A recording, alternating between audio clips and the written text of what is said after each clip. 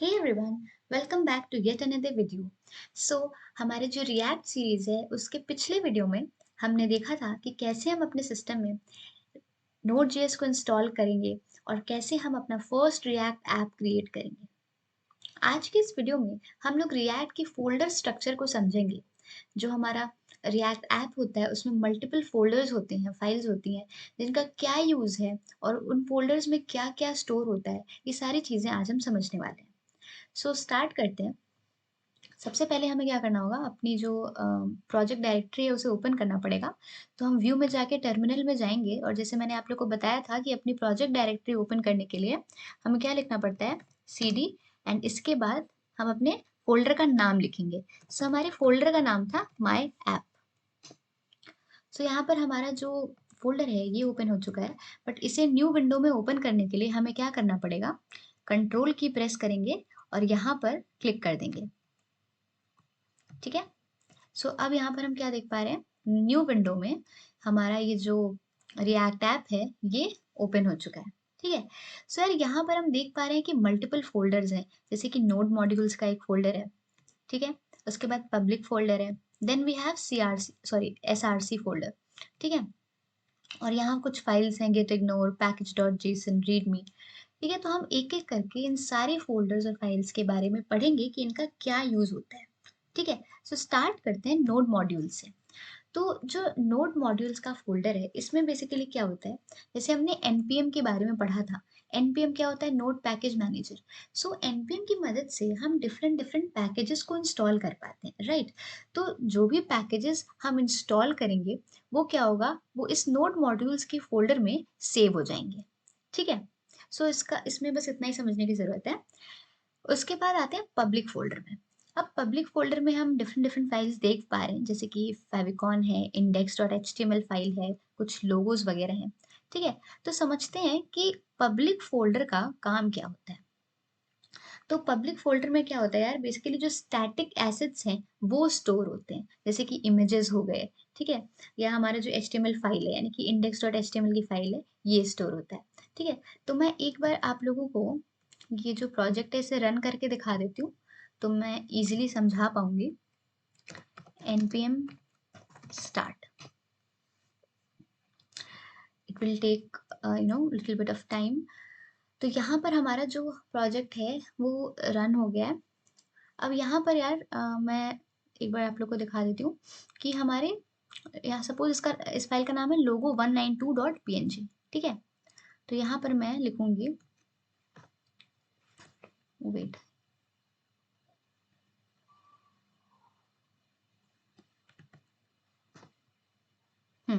तो ये मेरी फाइल का नाम है logo192.png। ठीक है? अब मैं क्या देख पा रही हूँ, ये जो लोगो है ये यहाँ मुझे एज इट इज दिखाई दे रहा है। ठीक है? अगर मैं यहाँ पर जाकर देखूँ logo192.png, तो ये लोगो यहाँ पर दिख रहा है। वही चीज़ यहाँ पर क्या हो गई है, डायरेक्टली मुझे सर्व हो गई है। तो मतलब कि पब्लिक फोल्डर में जो कुछ भी स्टोर होता है वो यूजर को डायरेक्टली एक्सेसिबल होता है। ठीक है? मतलब एज इट इज वो सर्व हो जाता है यूजर को। ठीक है? सो हमने देखा कि कैसे हमें ये फाइल्स, ये जो फोल्ड मतलब लोगो है, ये सारी चीज़ें हमें डायरेक्टली एक्सेसिबल हो गई। अब दूसरे लोगों का क्या नाम है यार, 512, इसे भी देख लेते हैं। 512, तो यार ये थोड़ा बड़ा सा लोगो है, तो ये भी हमें एज इट इज सर्व हो गया। ठीक है? ये देखो, है ना? तो बेसिकली हमें ये पता चल रहा है कि जो पब्लिक फ़ोल्डर है, इसमें क्या होता है, जो भी फाइल्स होती हैं वो यूज़र को डायरेक्टली एक्सेसिबल होती हैं। ठीक है? और स्टैटिक एसेट्स जो हैं वो स्टोर होते हैं पब्लिक फ़ोल्डर में। ठीक है? अब यार जो सबसे इम्पोर्टेंट है वो है index.html फाइल। ठीक है? इसके बारे में समझना बहुत इम्पोर्टेंट है। तो ये जो index.html फाइल होती है वो हमारी एप्लीकेशन का एंट्री पॉइंट होती है। ठीक है? मतलब कि जैसे जब यूज़र जो है वो हमारा जो वेबसाइट है उसे देखता है, जैसे यहाँ पर हमने अपना जो प्रोजेक्ट है उसे रन किया है, तो मैं एक बार अपने रिएक्ट ऐप पे जाती हूँ। हाँ, तो ये है हमारा रिएक्ट ऐप। तो सपोज़ यूज़र जब हमारा ये जो एप्लीकेशन है ये इसे देखता है, तो सबसे पहले ब्राउज़र क्या लोड करता है? ब्राउज़र सबसे पहले index.html फ़ाइल को लोड करता है, ठीक है? इसीलिए ये क्या होता है, एंट्री पॉइंट होता है एप्लीकेशन का। कैसे? अब देखो ये मुझे दिखाई दे रहा है। अब मैं क्या करूँगी, ये जो पूरी कोड है index.html का, इसे एक बार क्या करते हैं, हटा देते हैं, ठीक है?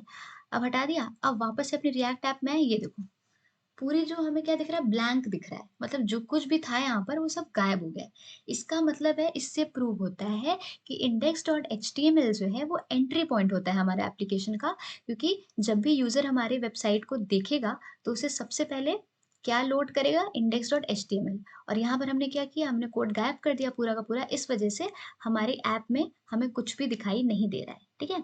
अब हम क्या करेंगे, वापस से अपने कोड को लिख देते हैं और अब अगर हम आके देखें तो हमें यहाँ पर अपना रिएक्ट ऐप वापस से देखने को मिल रहा है, ठीक है? सो ये चीज़ है। अब यहाँ पर यार जैसे कि यहाँ ऊपर हम टैब में देख सकते हैं, क्या दिख रहा है मुझे, रिएक्ट ऐप लिखा हुआ है, ठीक है? इसे हम चेंज भी कर सकते हैं अपनी index.html फाइल में। कैसे? टाइटल में जाएंगे और रिएक्ट ऐप की जगह मैं लिख देती हूँ वैष्णवीज ऐप, ठीक है? अब मैं यहाँ पर जाऊँगी, तो देखो ऊपर मुझे टैब में क्या दिखाई दे रहा है, वैष्णवीज ऐप। इसका मतलब है कि ये चीज़ तो प्रूव हो गई है कि जो index.html है, वही फाइल ब्राउज़र क्या करता है, सबसे पहले लोड करता है, ठीक है? जो यूज़र को दिखाई देता है वेबसाइट पर विज़िट करने पर, ठीक है?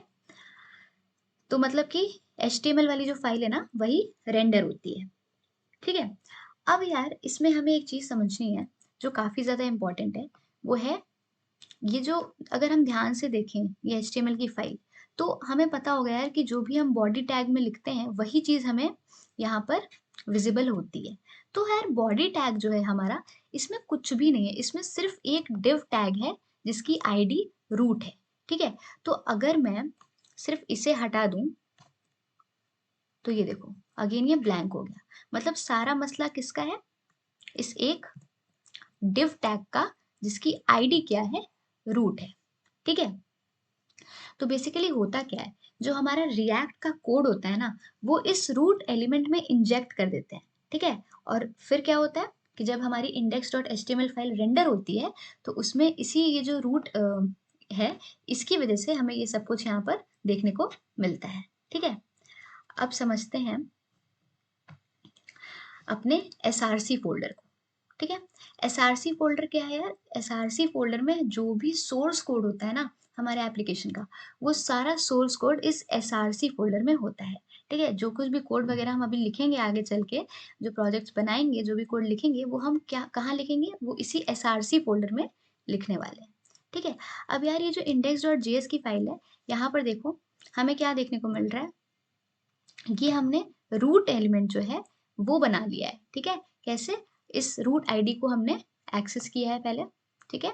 और इसकी मदद से हमने ये रूट एलिमेंट बनाया है और उसके बाद हमने क्या किया है, इसे रेंडर कराया है, ठीक है? तो कुल मिला के हो क्या रहा है, मैं एक बार आप लोग को फ्लो समझा देती हूँ, ठीक है? सबसे पहले क्या होता है कि जो फर्स्ट फाइल हमारी जो रेंडर हो रही होती है, वो कौन-सी है? index.html, ठीक है? index.html फाइल रेंडर होती है और उसमें भी क्या रेंडर हो रहा है, ये जो हमारी रूट है ये, ठीक है? अब क्या होता है, index.js में जो हमारा रूट डॉट रेंडर है ना,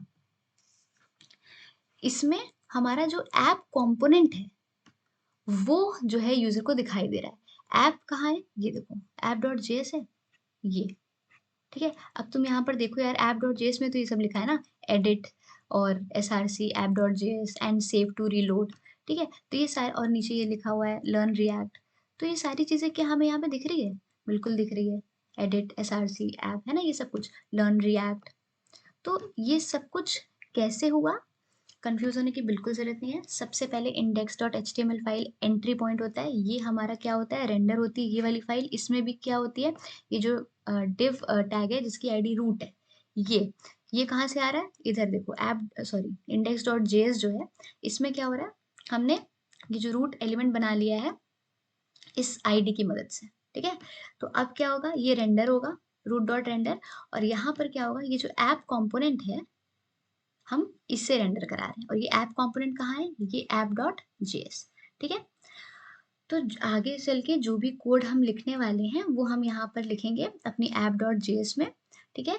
तो ये जितनी भी चीज़ें मैंने आप लोग को बताई हैं, अगर आप लोग को काफ़ी ज़्यादा कंफ्यूजिंग लग रहा है, ठीक है, और आप बिगिनर हो और फर्स्ट टाइम आप रिएक्ट सीख रहे हो, तो इतना ज़्यादा कंफ्यूज हो जाने की ज़रूरत नहीं है। आप सिंपली यार ये सारी चीज़ें इग्नोर कर सकते हो अगर आप बिगिनर हो तो, और सिर्फ इतना समझ सकते हो कि हमें किससे मतलब है, हमें एसआरसी फोल्डर से मतलब है, क्योंकि सारा का सारा जो सोर्स कोड हम लिखने वाले हैं वो एसआरसी फ़ोल्डर में ही लिखने वाले हैं, ठीक है? और जैसे-जैसे हम अपने रिएक्ट में आगे बढ़ते जाएँगे, डिफ़रेंट-डिफ़रेंट चीज़ें सीखते जाएँगे, तो अपने आप हमें ये सारी चीज़ें क्लियर होती जाएँगी, ठीक है? सारे फ़ोल्डर्स का मीनिंग क्लियर होता जाएगा। तो मैंने कोशिश की है कि बहुत सिंपल वे में आप लोग को ये सब समझा पाऊँ, ठीक है? सो यार ये तो node modules folder, public folder और एसआरसी फ़ोल्डर की बात हो गई। अब ये जो फाइल्स हैं गिट इग्नोर, पैकेज.जेसन, रीडमी, इनको भी यार जल्दी-जल्दी समझ लेते हैं कि इनका क्या काम है, ठीक है? तो जो हमारा गिट इग्नोर की फाइल है, इसमें क्या होता है, जैसे जब भी हम अपना जो प्रोजेक्ट है उसे गिट पे पुश करते हैं ना, तो क्या होता है कि कौन-कौन सी चीज़ें हमें इग्नोर करने की ज़रूरत है, ठीक है? कौन-कौन सी चीज़ें जो है गिट मतलब इग्नोर कर देगा, वो हम इस गिट इग्नोर फाइल में रखते हैं, ठीक है? तो ये एक स्पेशल फाइल है जो कि गिट जो है वो यूज़ करता है ये डिटरमाइन करने के लिए कि कौन-कौन सी फाइल को इग्नोर करना है, ठीक है? इससे क्या होता है यार कि जब हम पुश करते हैं अपने प्रोजेक्ट को गिट पे, तो जो अननेसेसरी फाइल्स हैं ना, वो वहाँ पर मतलब जाकर रिपॉज़िटरी वगैरह में ना स्टोर हो, ताकि हमारी जो रिपॉज़िटरी हम बनाएँगे, वो मतलब क्लीन रहे, ठीक है? और फालतू की फाइल्स उसमें ना रहें, इस वजह से इस फ़ोल्डर की ज़रूरत होती है, ठीक है? कि कौन-कौन सी फ़ाइल को हमें मतलब गिट को इग्नोर करना है, प्रोजेक्ट को गिट पे पुश करते टाइम, ठीक है? सो ये था गिट इग्नोर फ़ोल्डर। अब यार ये जो पैकेज.जेसन है, package log dot JSON, package Jason, इसमें बेसिकली क्या होता है, यार इसमें ना बेसिकली पैकेज.जेसन है, ये क्या करता है, जो हमारा प्रोजेक्ट है, उसका मेटा डेटा कंटेन करता है। मेटा डेटा यानी कि नाम, वर्ज़न, डिपेंडेंसीज़, स्क्रिप्ट। तो हमारे प्रोजेक्ट में जो भी मतलब नेम, वर्जन्स, डिपेंडेंसीज़, स्क्रिप्ट्स होती हैं, ये सारी हमारी पैकेज.जेसन में स्टोर होती हैं, ठीक है? अब जैसे हमें ये पता है कि हमारे ऐप का नाम क्या है, माई ऐप। तो यहाँ पर हम देख पा रहे हैं इसका नाम है माई ऐप। वर्ज़न क्या है इसका, ठीक है? डिपेंडेंसीज़ वगैरह सारी दी हुई हैं, ठीक है? तो रिएक्ट का वर्ज़न कौन-सा है? 18। तो ये सारी जो मतलब सारा जो डेटा है बेसिकली प्रोजेक्ट का, वो इस पैकेज.जेसन फाइल में स्टोर होता है, ठीक है? स्क्रिप्ट्स वगैरह भी स्टोर होती हैं। जैसे अभी हमने देखा ना npm स्टार्ट, हम अपने प्रोजेक्ट को रन कराने के लिए क्या यूज़ कर रहे हैं? npm start, right? तो ये स्टार्ट स्क्रिप्ट वगैरह तो हम यूज़ कर ही चुके हैं, आगे जाके बिल्ड, टेस्ट ये सब भी यूज़ करेंगे, ठीक है? सो बेसिकली इसमें यही सारी डिपेंडेंसीज़, नाम, वर्ज़न, तो प्रोजेक्ट के बारे में जो मेटा डेटा है वही इस फाइल में स्टोर होता है, ठीक है? अब यार आते हैं रीडमी फाइल। रीडमी फाइल क्या करती है यार, ये बस मतलब एक तरह से कह सकते हैं टेक्स्ट फाइल होती है, जिसमें हमारे जो प्रोजेक्ट है ना उसके बारे में इंफॉर्मेशन होती है, कि जैसे कोई दूसरा व्यक्ति अगर हमारा प्रोजेक्ट देख रहा है, तो उसे प्रोजेक्ट समझने में आसानी होगी इस रीडमी फाइल की वजह से। क्यों? क्योंकि इसमें सारी डिटेल्स दी होंगी कि इस प्रोजेक्ट का क्या पर्पस है, क्या फंक्शनैलिटीज़ हैं, कैसे प्रोजेक्ट को रन करना है। ये सारा जो एक्सप्लेनेशन है प्रोजेक्ट का, वो इस फाइल में दिया होता है, ठीक है? ताकि जो दूसरा इंसान अगर कोई हमारा प्रोजेक्ट देख रहा है, तो वो प्रोजेक्ट को ईज़िली समझ सके, ठीक है? जैसे यहाँ पर दिया हुआ है ना, in the project directory you can run npm start, ठीक है? तो ये सारी चीज़ें दी हैं कि कैसे अपने प्रोजेक्ट को हम रन करेंगे, ठीक है? ये सारी जो डिटेल्स हैं, ठीक है? इस प्रोजेक्ट के बारे में इन्फॉर्मेशन है, वो बेसिकली रीडमी फाइल में स्टोर होती है। ठीक है? सो आई होप कि आप लोगों को यार लाइक समझ आ गया होगा कि इन सारी फ़ोल्डर्स और फाइल्स का क्या यूज़ होता है रिएक्ट में, ठीक है? और अगर आप बिगिनर हो और आपको नहीं भी समझ आया है, तो इतना पैनिक करने की ज़रूरत नहीं है, क्योंकि ये चीज़ें धीरे-धीरे जैसे-जैसे हम आगे बढ़ेंगे और आसानी से हमें क्लियर होती जाएँगी, ठीक है? So that's all for this video. So अगर आपको ये वीडियो अच्छा लगा हो, तो please like, share and comment on this video and please subscribe my channel.